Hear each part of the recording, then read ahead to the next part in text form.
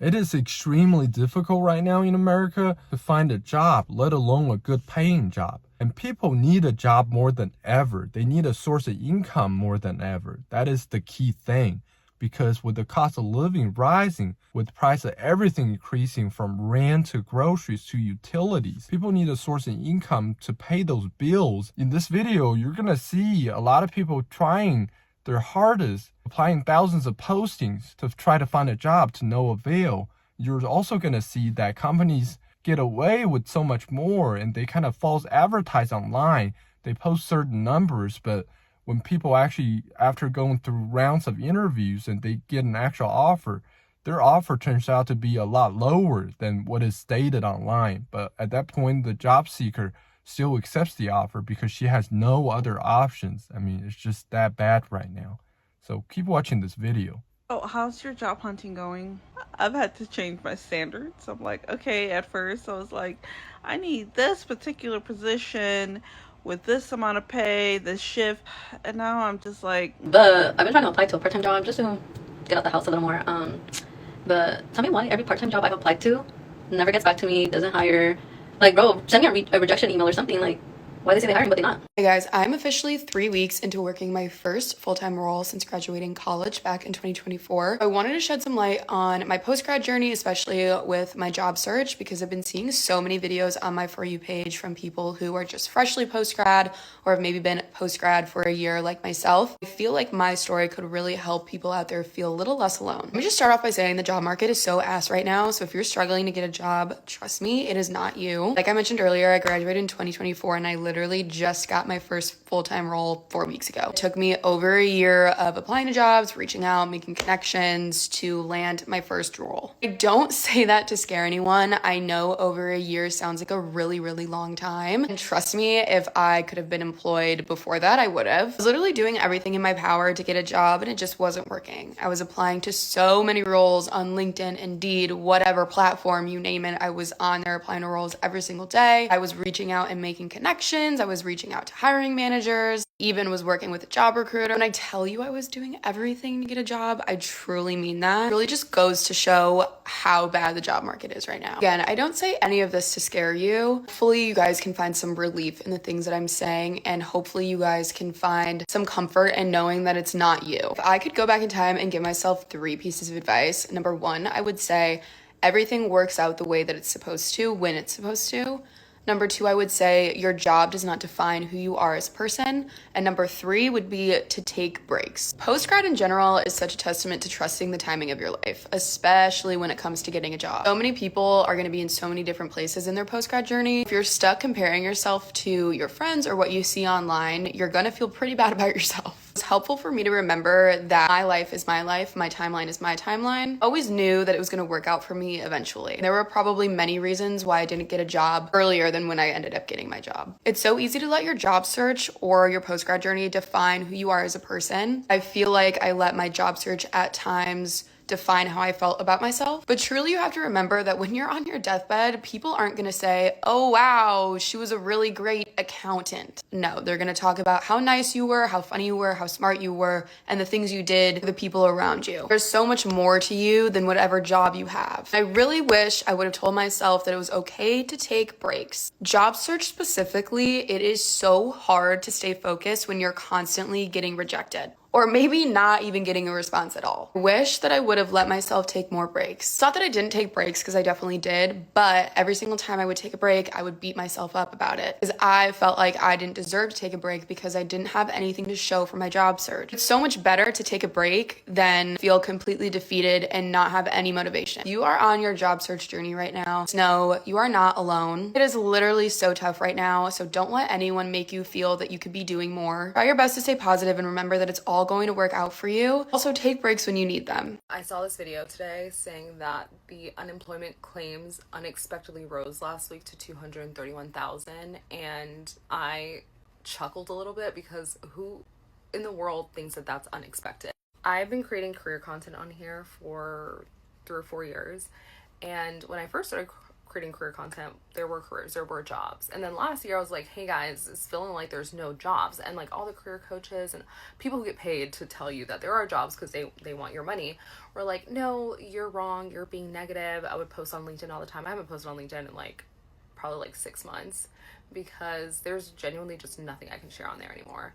And every time I do share something, I sound really negative and I sound like a conspiracy theorist, and I'm not. I can see this pattern that's happening, and there's no way you think there are jobs out there. This 231,000 of unemployment claims does not even count like the 100,000 jobs that were just cut in January, because a lot of those people from the companies like UPS, Amazon, some of those people still haven't even been laid off. And even if they are laid off, they have a severance. So that means they're still not putting in unemployment claims. Is the term unexpectedly to use that when we've been talking about these layoffs since like 2023, and then they kept happening in 2024, and then they still kept happening in 2025. And here we are in the beginning of 2026, and there are already 100,000 jobs, people laid off. It's not unexpected. This is literally planned. Like, this is what they planned on this. So you're telling me that the same companies who've been doing layoffs, like Amazon was one of the companies that announced thousands of layoffs in January, y'all been doing layoffs since 2023 and you still haven't learned how to like hire correctly? Before it was that y'all overhired. That y'all aren't overhiring anymore. So what is it? Because I know y'all are still making money. With me to try and find a job. I've been a stay-at-home mom, but stuff happens and I can't stay at home anymore and I need to get a job. So I'm going to go into restaurants and see if they're hiring. Obviously, I don't want to be a server forever, but that's just what it's going to be for right now. I want to go back to school and become a nurse, but he's too little right now, my baby. I worked at Longhorn, so I'm going to see if I can transfer. But I also want to look at other jobs just to see, I don't know, maybe switch it up. So I'm going to go meet the managers at Longhorn first, and then I'm going to go stop in and bring my resume at a few other places. I'm feeling nervous because I've never done that. I don't know, it's like embarrassing. Okay, so at Longhorn, they said that I could already be on the schedule for next week, so that's good.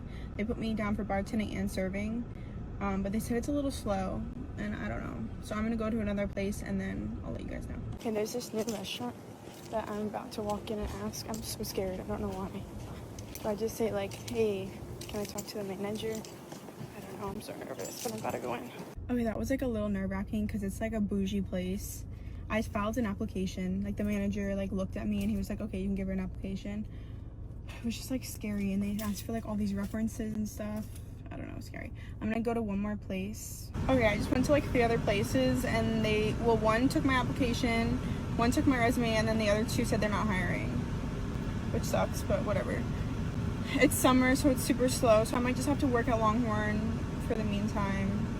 I mean, I make good money there, but I need to figure out something else. I have 2 bachelor's degrees, but I'm currently unemployed and I'm trying to find a job and I'm not able to find a job. I feel like if you are not currently looking for a job right now in today's job market, then you will not understand how actually hard it is to find a decent paying job.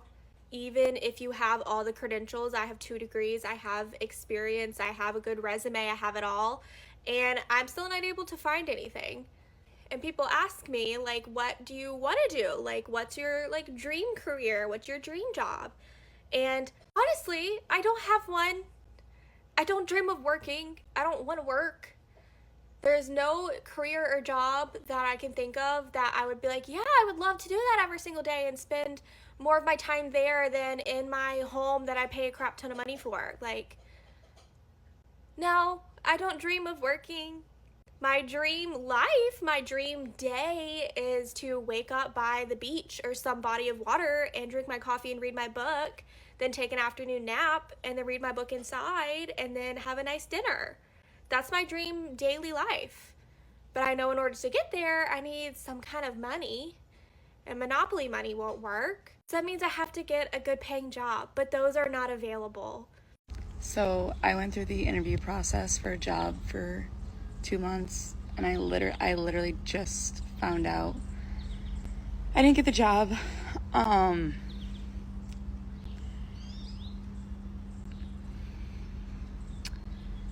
really wanted it too, for a couple different reasons. One, it was gonna really bring me back to something that I did in my childhood and my sister does. Kind of like a bring me back home kind of moment. Hold on. Okay, I just had to pull myself together. They said they just went a different direction, and I totally get that. But like I said, I went through the interview process for 2 months, and I felt like I had some strong interviews. There was one person in the interview who I felt didn't feel very strongly about me. Like she just didn't like she didn't like me very much, which is totally fine. That happens in interviews. But I just want to know, why is the job market so incredibly tough right now? Like, I literally I had 7 different interviews. I did an entire project. Actually, one of the things I suggested in my project, they already used it on social media. And so I'm like, why is the job market so incredibly tough right now? What's wrong with me? Like, what am I doing wrong? What do I need to fix? Do I need to go back to school and pursue a different career? Like, I decided I didn't really want to do sports broadcasting anymore with the way athletics is changing. But I don't know. It's tough out here. And I'm like, everybody wants to be an influencer, and it's possible, but it's just also like, I want to work for something that has a ton of purpose. Not that influencers don't have purpose, but I want to work for a company that drives me every single day and gives me purpose every single day. And I'm not sure what that is, and I don't understand why the market is so incredibly tough. So if you're a recruiter or something, can you explain to me, like, what exactly are people looking for? How do I really make myself stand out, especially when you have a 7 interview process for 2 months and you do an entire project and don't get selected? And I'm not crapping on the company. I think they have to do what's best for them, and certainly I might not have been the best for them, but I'm just curious, like, what do I need to improve? What do I need to do to really just get a job? Because I want a job. I need a job. So I got the job, but the only downside is that they're lowballing me like crazy. And tell me how I spent over 2 months interviewing with this company, doing several rounds of interviews. And before my final round of interviews, the recruiter called me. He was like, "Hey, the team loves you. We want to move you forward to the final round." And I was like, "This is great." But he was like, "Before we move you forward, we want to align on salary expectations and see if we're kind of just in the same ballpark, right?" And so I was like, based on my skill set and my experience and like the value that I'd be bringing to the team, I'm targeting this much amount, right? And it was a little bit above than what was posted in the actual job description. He was like, "Actually, it's gonna be like 20K less than that." I was like, okay. Like, at this point, I'm desperate. I will take anything. So I was like, okay, fine. Like, I'm still very much interested in this role. Would love to move forward and keep interviewing. And then I finally got the call today that I got the job, but they're coming in like 25% lower than what the recruiter even said. And I'm like, bro, what? Make it make sense. Like, first of all, it's so insulting. Like, what they're offering me is below market rate. And it's just like, do y'all still think I'm in college or something? Like, I have over, what, 7 years of experience? And I get it. Like, an offer is an offer. Like, I'm gonna accept it anyway because, I need health insurance, but I'm still gonna negotiate. First of all, it's much lower than what was posted in the job description. It's also much lower than what the recruiter is telling me. So it's very inconsistent. It's very misleading for candidates because they think they're going to be getting, somewhat in this range, or at least in the higher end of the range, right? And just to come back with a very lowball offer. And like, I get it. Like, it's an employer's market. They have the power. They can do whatever they want because there's so many people right now who are looking for a job and will take anything. Like, I get it. But, like, come on. And so this is a senior level position, and like, if I'm not getting the higher end of that salary range, then who is? And this guy tells me, he's like, people who have 20 years or more of experience are qualified for the higher range of that salary. That makes no sense. Like, people who have that much experience would not be applying to a job like this. And I hope with that much experience, you're making way more than that. Like, I was making 6 figures at my last job, so I was expecting kind of somewhat in the same ballpark. I'm just like, excuse you? What I don't get is how the offer is significantly less than what the recruiter told me to expect, right? Like, I'm no recruiter, but I know it's not anything like like quantum physics. Like, you should at least know the ins and outs of this job posting, especially if you're talking to candidates, because look where I am right now. It just doesn't make sense to me. Like, at the end of the day, it's still a job offer, and I'm really grateful. And your girl needs health insurance right now after this broken bone, but I'm still gonna advocate for myself. I'm gonna keep negotiating and I will let you guys know. Searching for a software engineering job in this market has been an absolute ass. Software engineer for 4 years now, and I thought that would give me like at least some clout in the job market, which I will say it has been pretty easy for me to get interviews. I'm pretty good at networking and getting interviews, and I'll make a separate video on that.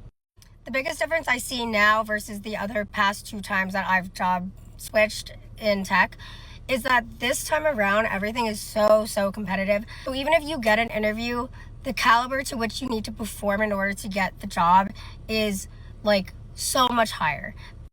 And companies know that they have the pick of the litter, and so they're just gonna hold out until like someone performs perfectly. Also, on top of that, when you're interviewing for these big tech companies that are also doing layoffs at the same time, you are also competing against these people that are already internally at the company that have been laid off and just looking for a new role within. And not to toot my own horn, but I think I interview pretty well. Like, of all the interviews I've ever done, like I've never really fucked one up really bad. But the technical bar on the coding rounds is really high right now. Or maybe I'm just a big dummy. No, it is hard. And the other annoying part is that, like, if I answer the question with like 90% correct versus someone who's answering something 100% correct, there is really functionally no difference. There's like no indication that the person who answered 100% correct is going to be better on the job. Like, can't you just realize that I'm not stupid? And the other annoying part is that these leak code questions aren't even a good indicator of whether you're going to be good on the job or not. Our market is so bad right now that when you're trying to apply for a job, your ratio of even getting the job that you're applying for is 0 to none. Also, if you have a job, the job market is so bad that your job is overworking you and still paying you the same salary. They're switching up schedules on you, giving you more work, less pay, cutting budgets on you, pretty much jerking you around all around because they know where the job market is. They know even if you're looking for somewhere else to go, that's also going to probably jerk you around, that they could take advantage of you. Right now, it's like employment abuse going on. Like, you literally are underpaid, tired, and stressed out if you have a job. And if you don't have a job, you're stressed out because you can't find a job and you've been applying to over 100 places pretty much a week, or you've been unemployed for more than 2 years trying to find a job. The job market right now is so bad that you're literally getting abused as a human being. It's super sad. Let's have a chat about getting fired from corporate America. This spot is for you. I'll try and keep it short and sweet. So basically, I got fired in February. I don't think I will ever go back to corporate America again. Those 2-3 months ago ruined my life. In fact, saved me. So thank you. The point of this is it took a lot of self-guilt. A lot of my relationships were tested. It took me months to now get to the point where I'm looking back and I'm ready to like make my own way.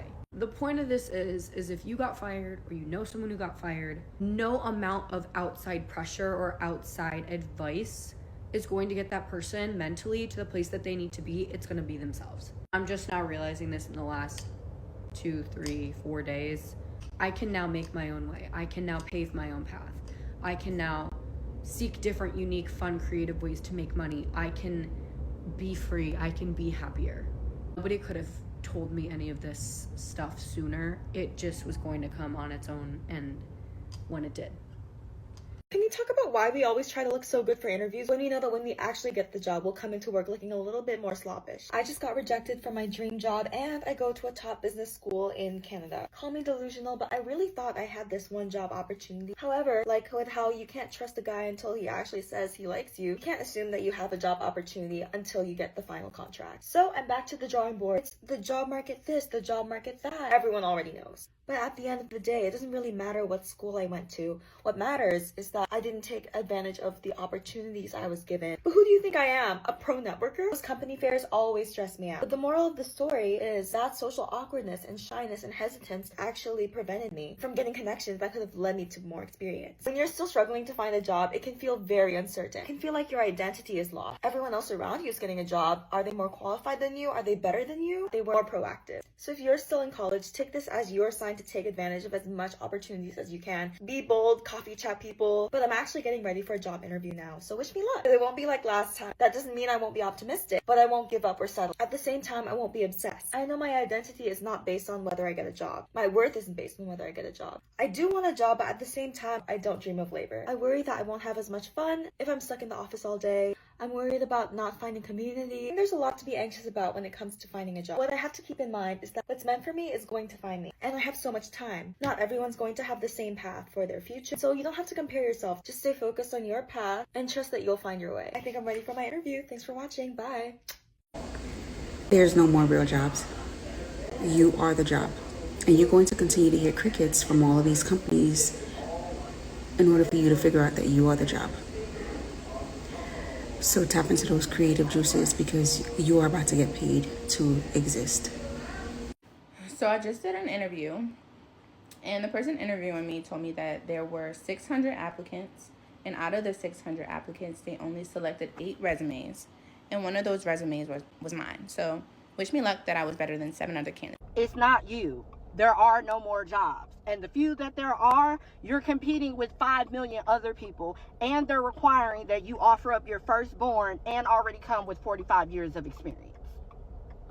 After finishing this video, I feel like something really strange is happening in our society and in the economy, because the official numbers, if you guys been following the Fed's numbers, the labor statistics numbers, show that job growth and unemployment rate is actually, well, it's not at all-time low, but it's actually not extremely high. It's kind of towards middle of the pack comparing with previous years. Like unemployment, I think the official number right now is hovering around 4.5%. So if you guys know anything about economics, the Federal Reserve and the government basically think anything under a 5 to 6% unemployment is very acceptable. It means full saturation of the job market. And that is about the maximum they can get, like in terms of, the number of people employed. And, new jobs have been added. Yeah, sure, some months prior show significant slowdowns, but then this month and showed like better in terms of jobs added, non-farm payroll numbers they're called. So they're just really swingy, but the numbers are not terrible, all things considered. But that's not people's lived experience. If you go online, or if you have personal relationship with some people, the people who are looking for a job right now, who are active job applicants and job seekers, they'll report how tough the experience is right now, that they can reply to thousands upon thousands of postings online and they won't get a single response. Sometimes, if they're good enough, they'll get like a dozen interviews, but at the end of the day, they just have one offer and the amount is significantly less than what they would expect. And the companies actually ask for a lot of work and a lot more. So what's going on, because more and more, and we don't just see this with number of jobs and the unemployment rate. We see it with everything. Like, for instance, inflation right now is at 2.5% officially. But we know, based on our own personal experience, with how expensive groceries are, how much groceries like beef or even not just stuff like our rent and utilities are increasing every year. Surely it has to be more than 3 or 4% from our, personal lived experience and just what people share. So these numbers more and more don't align with our lived reality. Share your guys' thoughts, because I'm really confused on this. What is really going on? Are these numbers just being fudged by the government agencies? Or, are we just all wrong collectively on how much more expensive things have gotten, or how little jobs there are now on the market? Or, what is the deeper reason for the divide here, for the difference? Let me know in the comments. Thank you.